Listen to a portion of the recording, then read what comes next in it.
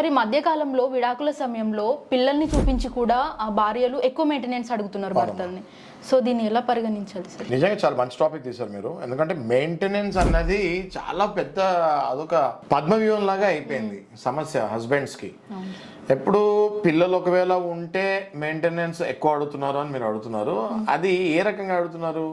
పిల్లల్ని ఇంటర్నేషనల్ స్కూల్స్లో join చేపిస్తాము, husband జీతం చూస్తే సగటు ఉద్యోగి 25,000 30,000 జీతం ఉంటుంది.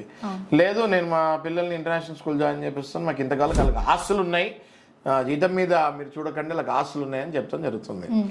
నేనేం చెప్తున్నానంటే హస్బెండ్స్కి, నిజంగానే మీకు కనుక అదర్ సోర్స్ ఆఫ్ ఇన్కమ్ అవి ఎక్కువ ఉంటే ఇస్తాం, తప్పులేదు. కానీ మీకు నిజంగానే 20-25,000 మీ జీతం ఉండి మెయింటెనెన్స్ మీ భార్య శృతి మించి అడుగుతుంది అన్నప్పుడు తప్పకుండా మీరు ఒక మంచి అడ్వకేట్ని అప్రోచ్ అవుతే మీ అసెట్స్ అండ్ లయబిలిటీస్, అంటే మీకు ఆస్తులు ఎంత అప్పులు ఎంత ఉన్నాయి, అదొకటి సబ్మిట్ చేసి మేము ఇంతకంటే ఎక్కువ ఇవ్వలేము, మా ఆస్తులు ఇవి, మా అంతస్తు ఇది, మా స్టేటస్ ఇది, నా ఇన్కమ్ ఇది క్లియర్గా జడ్జి గారికి చెప్తే తప్పకుండా జడ్జి గారు దాన్ని పండగిస్తారు.